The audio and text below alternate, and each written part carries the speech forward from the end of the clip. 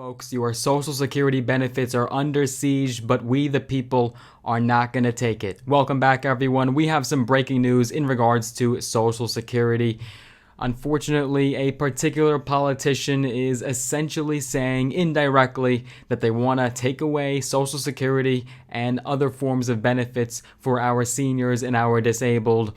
But we know that the American people are going to revolt against that if it ever were to take place. So what is going on? What is this breaking news? And who the hell is trying to take away your benefits? We're going to be talking about it all in today's video. Let's get started and dive right into the news. But before we do, as always, make sure you folks do a couple things for me. Number one, give this video a tremendous thumbs up. Smash a like button. I would appreciate that. If this video gets to 500 likes, we'll do a cash giveaway where we give away $100 to a few of you lucky subscribers. If you haven't already, make sure that you are subscribed and have those notifications turned on. That little bell will notify you every time we do upload a brand new video on this channel, and we post here every single week with no exceptions and no excuses. And also, we'll be doing another cash giveaway once we hit 20,000 subscribers, which could be right around the corner at the pace we're going.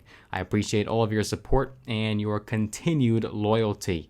So with that being said, you'll have to be subscribed to be entered in that giveaway. Let's get started and get right down to it. So this well-known Republican politician, a GOP senator, is now on the defense, and Democrats have accused him of putting Social Security and Medicare, quote, on the chopping block, basically indirectly saying that they should be evaluated on an annual basis, and that would mean that there may not be room for these federal programs every year, and we might have to forego them. Senator Ron Johnson entered the Congress in the 2010 Tea Party wave, and he's up for re-election in the state of Wisconsin. As Democrats are vying to keep control of the Senate, they believe they could scoop up this seat, especially after the comments that Senator Johnson made. In an interview on the Regular Joe Show podcast, Senator Ron Johnson made some interesting comments in regards to Social Security and Medicare.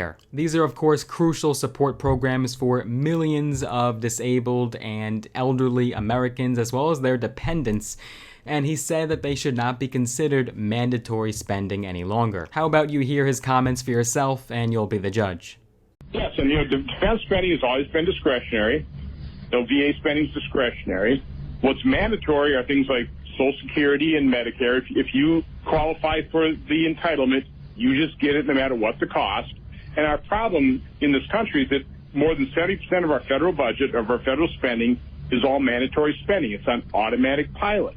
It never, you just don't do proper oversight. You don't get in there and fix the programs going bankrupt. It's just on automatic pilot. What we ought to be doing is we ought to turn everything into discretionary spending, so it's all evaluated, so that we can fix problems or fix programs that are broken, that are going to be going bankrupt. But no. Because, again, as long as things are on automatic pilot, we just continue to pile up debt.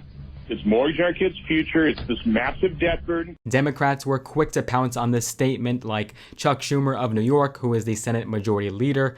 He had said, quote, "They're saying the quiet part out loud. MAGA Republicans want to put Social Security and Medicare on the chopping block."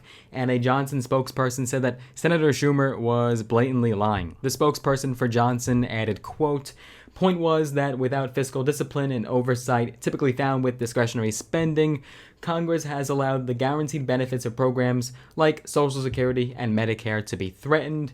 He went on to say, "This must be addressed by Congress taking its responsibility seriously to ensure that seniors don't need to question whether the programs they depend on remain solvent." So in essence, this spokesperson sort of twisted Johnson's comments and made it more so about fiscal responsibility, and that we don't overspend, and that we keep a close eye on where this money is going. And that is what Johnson was implying, whereas Democrats and the left were saying that Johnson's trying to get rid of these programs, terminate them, and make sure that this spending goes to other areas, perhaps the military or other conservative Republican agenda areas. And last year, Nancy Altman, who was the president of Social Security Works, an advocacy group, had said, quote, "The nation is really facing a retirement income crisis where too many people aren't going to be able to retire and maintain savings to live on." So true.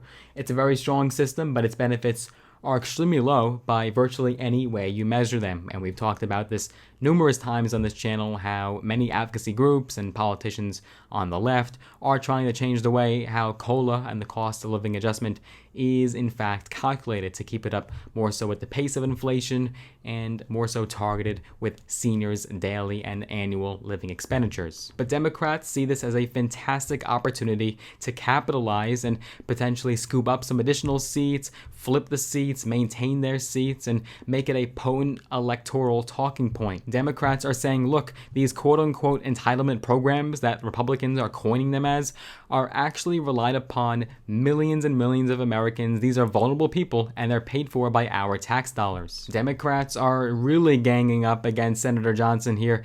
They see this as the number one way to flip the seat and a super easy lane that's wide open where they could potentially flip a seat. And even if Democrats were to lose a seat in Congress, of course they'd have to lose just one, they see this as a way to flip that seat and maintain control in the Senate. Senator Johnson's an easy target. He's obviously up there in age, and with his recent comments on Social Security, it's going to be hard to convince the American people, or at least the people of Wisconsin, that he's the right fit for the job. These comments are simply unpopular with the American people, and the Social Security programs have strong bipartisan support among both Republicans and Democrats. Not a surprise. Even the longtime former Fox News anchor, Chris Wallace, called Ron Johnson's comments on having to approve Medicare and Social Security on an annual basis, quote, suicide. He called it, quote, terrible policy, and warned of the potential political consequences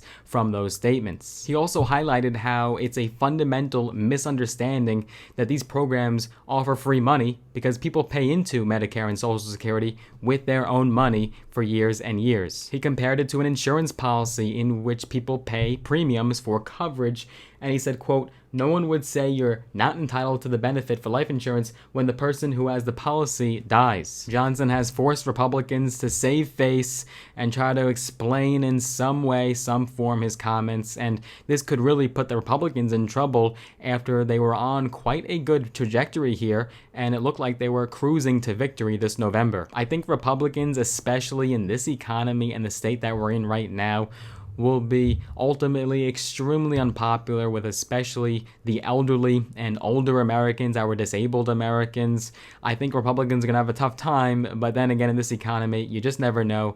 It's easy to pin this on Democrats and the president in the state of the country. But what are your thoughts? What are you folks' opinions about Johnson's comments?